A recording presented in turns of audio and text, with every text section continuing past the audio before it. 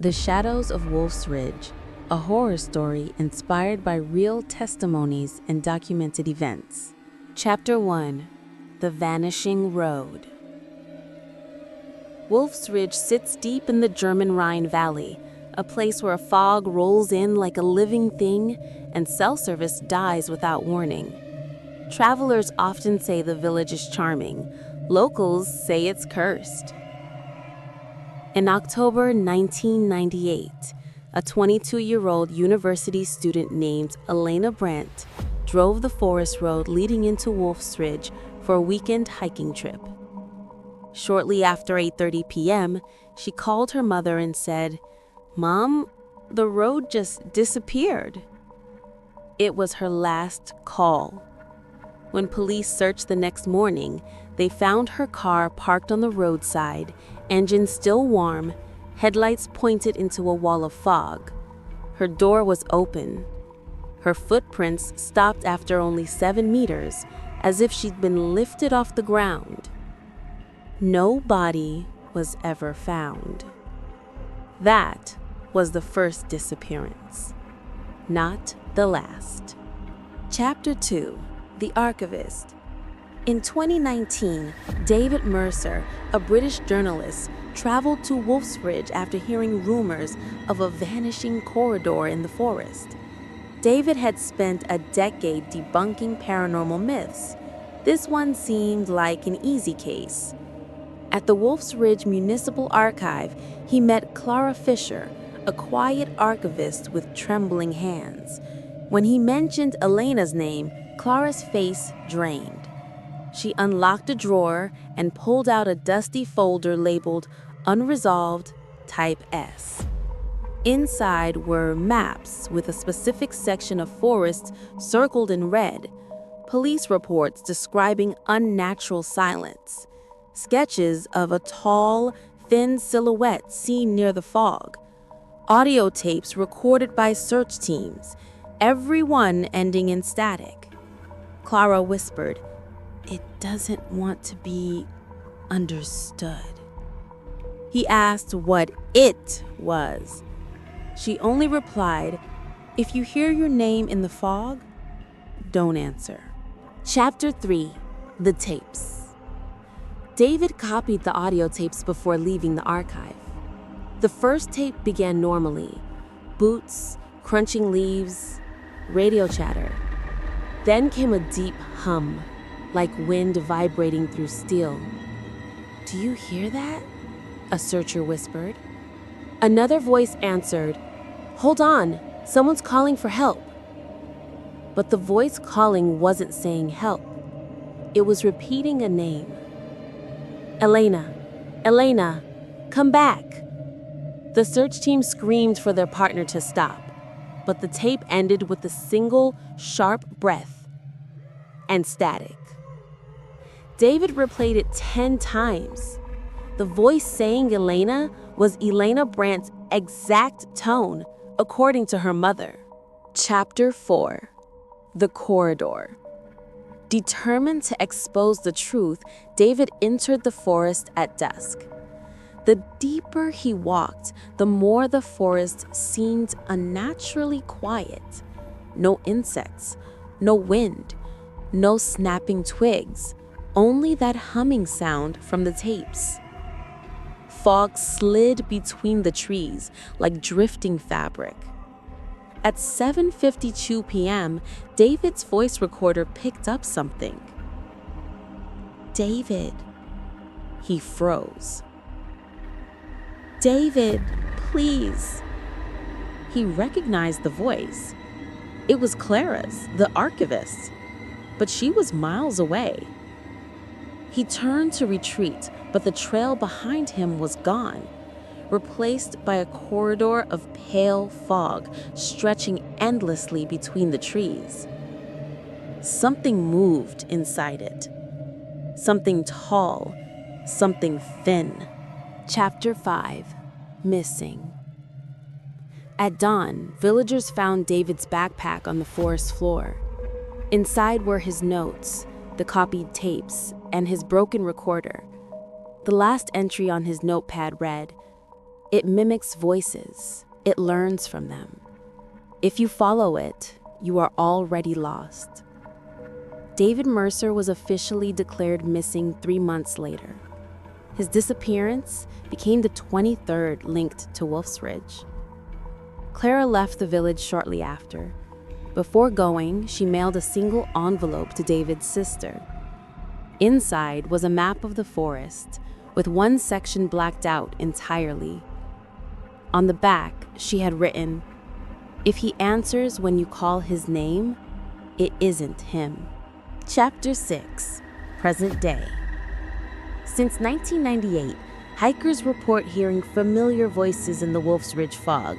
Some swear they saw loved ones standing between the trees, people who weren't even in the country at the time.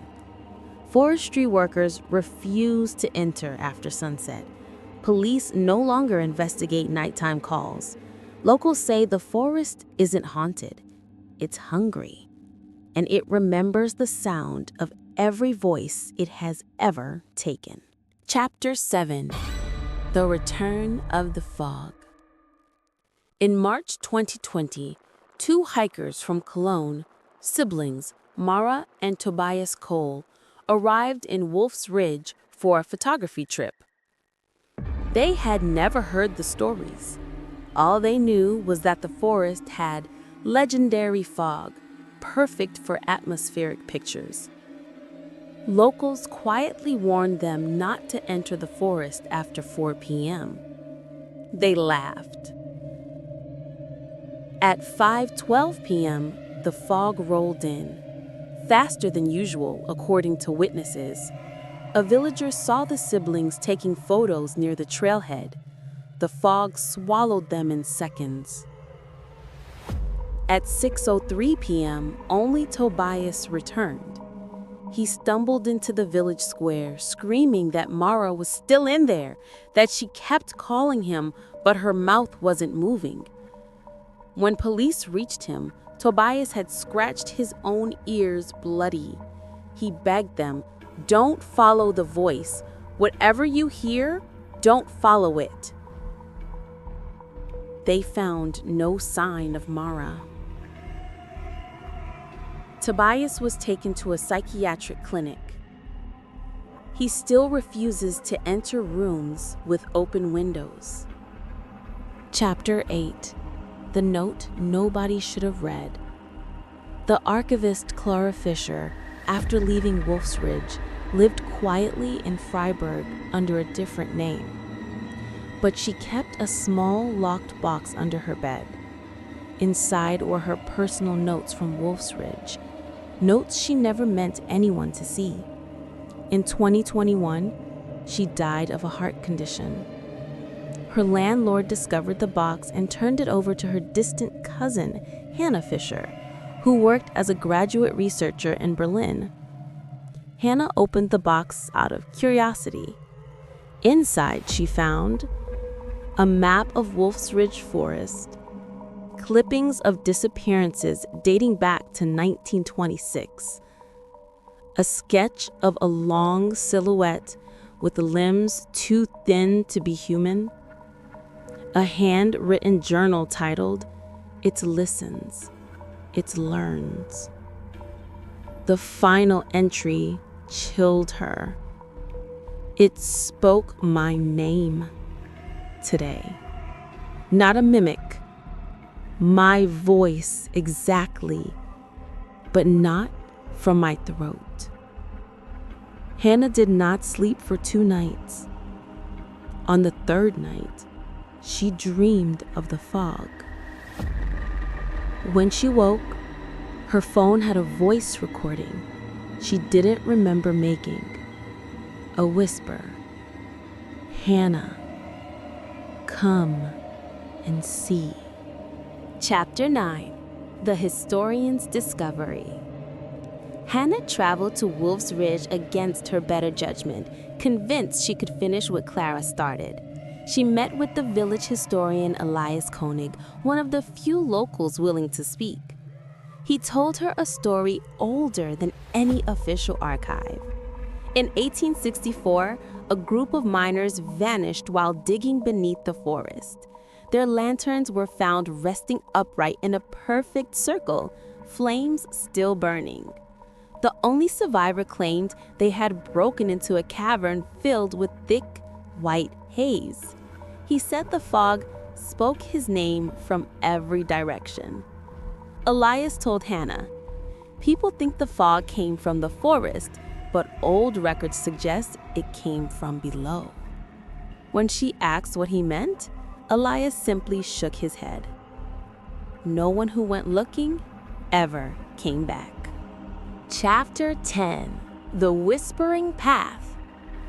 Unable to ignore the strange pull she felt, Hannah ventured into the forest during daylight with Elias as a reluctant guide. He carried an old brass compass, claiming it was the only thing that behaved normally inside the Vanishing corridor. For hours, nothing happened. Then Elias stopped abruptly. His compass needle was spinning.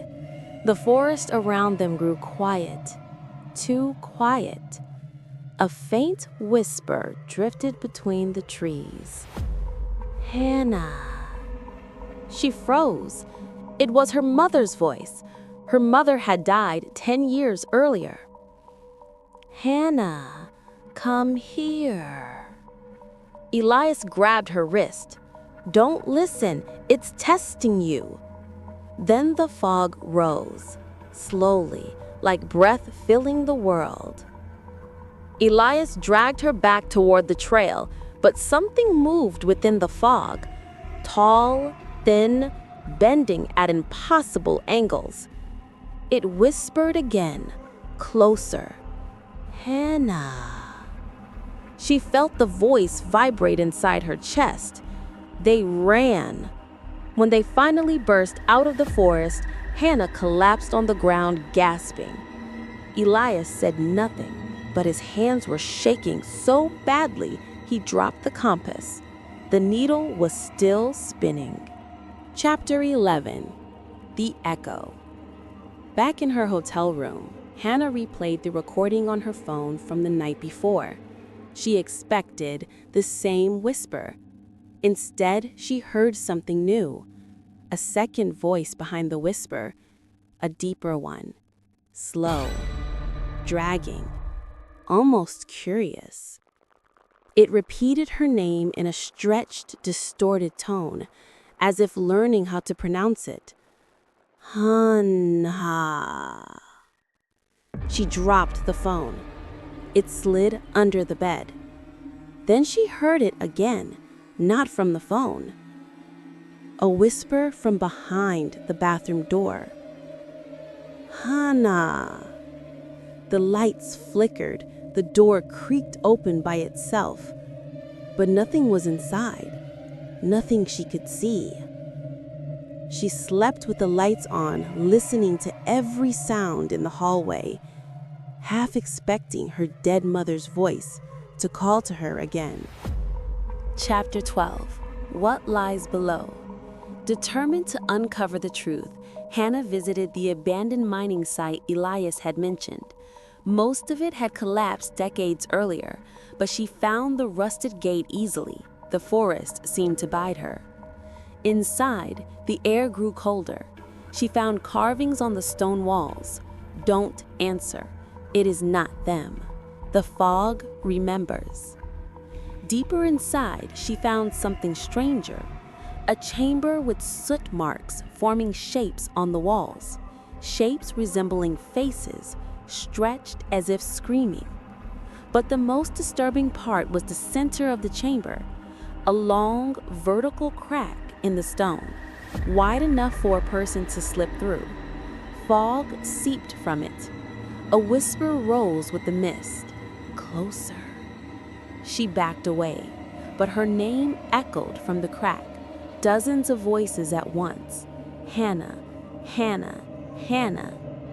She ran so fast she scraped her arms on the walls. The fog did not follow, but the voices did. Chapter 13: The Ones Who Hear. Back at the village, Hannah tried to convince the mayor to evacuate the area. He refused. Then she showed him the recordings. After listening for 30 seconds, he quietly locked his office door and whispered, "You shouldn't have come here. Once it speaks your name, you belong to it." He called in 2 other villagers. None of them argued with him. All 3 looked terrified. They told Hannah there were locals who could hear the fog even outside the forest. People who woke at night to whispering. People who felt the fog calling to them no matter where they went. They called them the Hurand, the hearers. Elias was one of them. Clara had been one too. And now, Hannah realized, slowly, sickly, that she had become one as well. Once it learns your voice, once it speaks your name, you can never truly leave. Chapter 14, The Burned Out Patrol Car. 3 nights after the meeting with the mayor, Hannah awoke to sirens echoing through the village. She rushed outside and saw villagers gathering near the forest entrance. A police car was parked halfway on the trail, engine running, headlights smashed. The doors were open. The driver's seat was empty. The entire inside of the vehicle was burned, but only from the neck up, as though the fire had started and ended at the height of a human head. On the passenger seat was a notepad with a single sentence burned into the paper. "Don't call my name in the dark." The officer, Marcus, Vetter, a father of 2, was nowhere to be found. His radio crackled with static, then a faint voice. "Marcus, Marcus, come back." Except Marcus's wife, standing right beside Hannah, whispered, "That's not his voice." The villagers backed away from the forest. Even the mayor looked terrified. Chapter 15, Elias's Warning. Elias Koenig found Hannah later that morning, eyes bloodshot, hands trembling. "You need to leave, today." "I can't," she said. "It won't stop. Someone has to—" "Someone?" he snapped. "You don't understand. It's already chosen you." He told her he had been fighting the whispers for years. He admitted that Clara had nearly been taken twice, that others had succumbed, walking into the forest at night, answering a voice calling from the fog. "It visits you once it knows your name," Elias said. "You'll hear it in recordings, in mirrors, in dreams. Sometimes you'll think it's your own voice." Hannah asked him why he hadn't left Wolfsridge. He looked toward the forest and said, "Because it follows you." Chapter 16, The Hospital Caller. Hannah called the clinic where Tobias Cole, the surviving hiker, was being treated. She hoped to understand what he heard that night his sister vanished. The nurse connected her to him on speaker. His voice was raspy, hollow. "You went into the forest," Tobias said, without greeting her. "You shouldn't have." "How do you know that?" "I can hear it in your voice. It's like an echo behind you." Hannah felt cold. Tobias continued, "You'll start hearing them soon.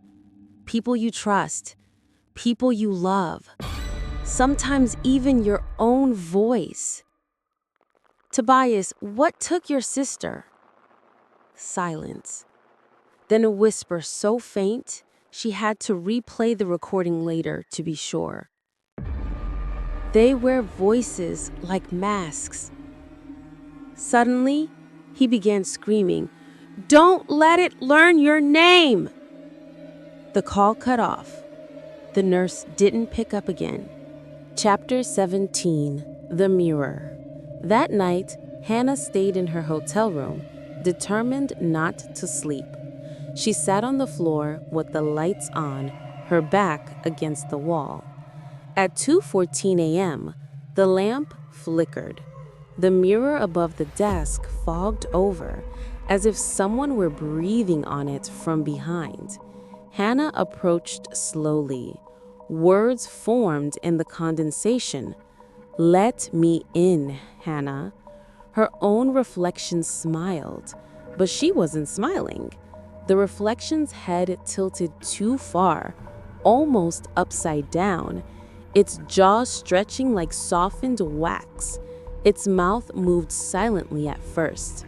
Then she heard it. A whisper from the reflection. "Hannah, open the window." She grabbed a towel and threw it over the mirror. The whisper didn't stop. It only became more eager. Chapter 18.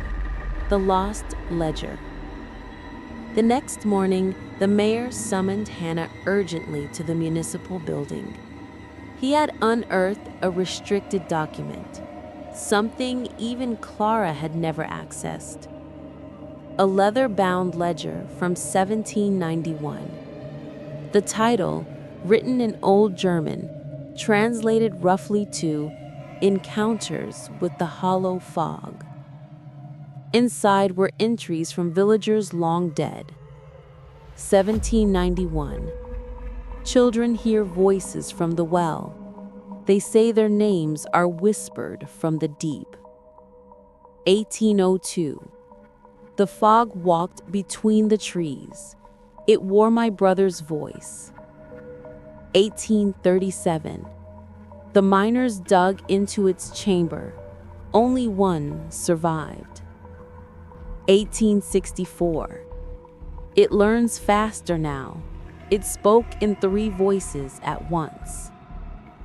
1901. We sealed the lower cave. It screams behind the rocks at night. 1926. Silhouette in the fog. Tall, starved, stretching its arms like roots seeking warmth. 1953. We do not bury the taken. They are not dead. The last entry was dated 1960. If someone new hears it, the cycle begins again. Leave the marked to their fate. Hannah closed the book slowly. "The marked," she whispered. "What does that mean?" The mayor wouldn't look at her. Chapter 19. Marked. That evening, as she passed the shop window, Hannah noticed something odd in her reflection. A faint white haze clinging to her shoulders, like smoke that only she carried. She inhaled sharply. She was marked. Back at the hotel, she found Elias waiting outside her door. He looked haunted. "It's following you," he said. "I know." "No," he said, voice cracking. "You don't understand. Once marked, it will use your voice too." Hannah felt sick. Use it for what? Elias stepped closer. "To call others." She backed away. "No. It's already happening," he whispered. Then he turned his head as if hearing something behind her. His face went pale. "It's outside your door." A soft, gentle knock echoed from behind Hannah. Knock, knock, knock. Then her own voice spoke from the hallway. "Hannah, it's me. Let me in." Elias pressed his hand over her mouth to stop her from answering. The thing outside whispered again, playful, testing. "Hannah." The hallway lights flickered. Chapter 20. The Night Run. Elias pulled Hannah toward the fire escape. They rushed down the metal stairs, boots clanging against the cold steel. Behind them, the knocking grew louder, faster, not human. Halfway down, the fog began to rise from the ground like a living tide. "Don't breathe it in," Elias yelled. They ran into the back alley, sprinting through the empty village streets. Every shadow seemed to stretch toward them. At the edge of the square, Hannah heard a voice behind her. "Hannah, wait for me." It was her father's voice. Her father, who had been dead for 8 years. She stumbled. Elias grabbed her arm. "Don't turn around!" The voice grew louder, angrier. "Hannah!" They fled toward the forest edge, not into the trees, but around them, staying in the open fields under the moonlight. Only when they reached Elias's house did the fog stop following. For now. Final chapter. The breath behind the world. Hannah stood at the mouth of the crack, the fog coiling around her legs like patient fingers. Elias held her arm with trembling strength, but she could feel him faltering. The cavern throbbed with whispers, layered, overlapping, hungry. Her own voice echoed from inside the rift. "Hannah, we need you."